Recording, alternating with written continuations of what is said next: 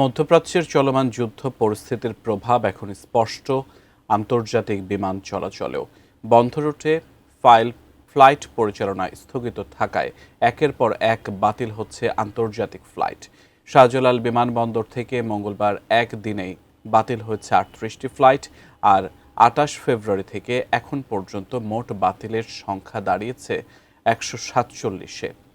বিপাকে পড়ছেন সাধারণ যাত্রীরা। ৫ মার্চ পর্যন্ত ৬টি রুটে ফ্লাইট বাতিল থাকবে জানিয়েছে বিমান বাংলাদেশ এয়ারলাইন্স। এদিকে কাতারে ভিসার মেয়াদ ১ মাস বাড়ানো হয়েছে। বিমানে উড্ডয়ন করছি আমরা, মাঝপথে আমরা গেছি, যাওয়ার ২.৫ ঘন্টা পরে আমাদেরকে বলতেছে যে সৌদি আরবের আকাশসীমা বন্ধ। আমাদেরকে রিটার্ন আবার আমরা ব্যাক করছি এয়ারপোর্টে। আটকে যাওয়া ভোগান্তিতে পড়া এরকম অসংখ্য যাত্রীরা শাহজালাল আন্তর্জাতিক বিমানবন্দরে পার করছেন উদ্বেগ আর অপেক্ষার প্রহর। যুদ্ধের দামামায় মধ্যপ্রাচ্যের আকাশপথে অস্থিরতা, নিরাপত্তা ঝুঁকির কারণে একাধিক রুট বন্ধ থাকায় আন্তর্জাতিক ফ্লাইট পরিচালনায় বেঁধেছে বিপত্তি। বাংলাদেশ থেকে মধ্যপ্রাচ্যগামী প্রায় ১৫০ ফ্লাইট বাতিল হয়েছে গত ২৮ ফেব্রুয়ারি থেকে ৩ মার্চ পর্যন্ত। এয়ারলাইনের সাথে আলাপ করেছি, বলছে যে এয়ারপোর্টে আসেন, ইনশাল্লাহ সমস্যা হবে না। এখন ভিতর থেকে বলতেছে এটা ক্যান্সেল, সময় বেশি নাই, তো এই জন্য ভিতরে ঢুকছি। ওনারা বলছে যে ওয়েটিংয়ে থাকেন। কুয়েত, বাহরাইন, কাতার, আবুধাবি, শারজাহ, দুবাই রুট ছাড়া অন্যান্য রুটে সরাসরি বিমানগুলো এখনও পরিচালিত হচ্ছে, যে কারণে ভোগান্তির শিকার অনেকেই নিজেদের কাজ টেকাতে গচ্ছা দিয়ে যাত্রা নিশ্চিতের চেষ্টা চালাচ্ছেন। নতুন বাংলাদেশ গড়তে এলো জুলফিকার স্টিল।